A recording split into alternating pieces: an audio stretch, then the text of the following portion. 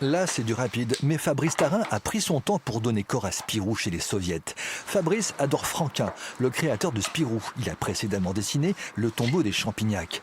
Fred Neidhart est scénariste. Tout petit, il a été nourri aux éditions Dupuis. Ses camarades d'internat l'appelaient Spirou.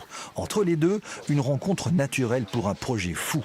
Emmener Spirou vers une aventure vintage. L'action se situe dans une Russie 60s très rouge. On a injecté quelque chose qui n'existait pas encore vraiment dans les aventures de Spirou, qui est la politique. Donc on a confronté Spirou à un ennemi qu'il ne connaissait pas du tout, qui est le communisme, une version soviétique.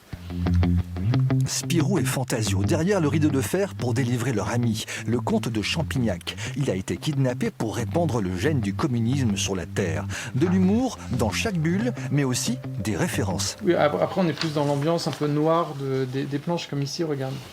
Je t'ai amené l'original.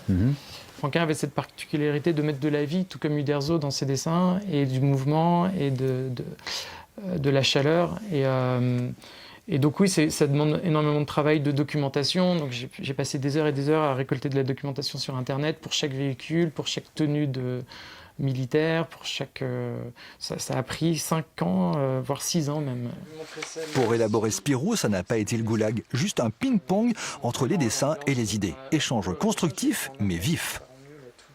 On n'est pas tellement dans l'aventure premier degré, on est en permanence dans la recherche de gags. Non, c'est pas vrai. Le plus important, c'est l'aventure. L'humour, ça passe au second plan. Je raconte n'importe quoi. Non, mais c'est parce qu'il ne comprend pas les gags. Le but du jeu, c'est de prendre les spectateurs par la main, comme ça, de les happer et de les amener en URSS, qu'ils aient peur. Et après, éventuellement, une fois qu'ils ont peur, on les détend un petit peu avec des blagues. C'est pour ça qu'on se dispute tout le temps. Ce premier Spirou, Made in Occitanie, va sortir en plusieurs langues. L'édition russe n'est pas prévue pour l'instant.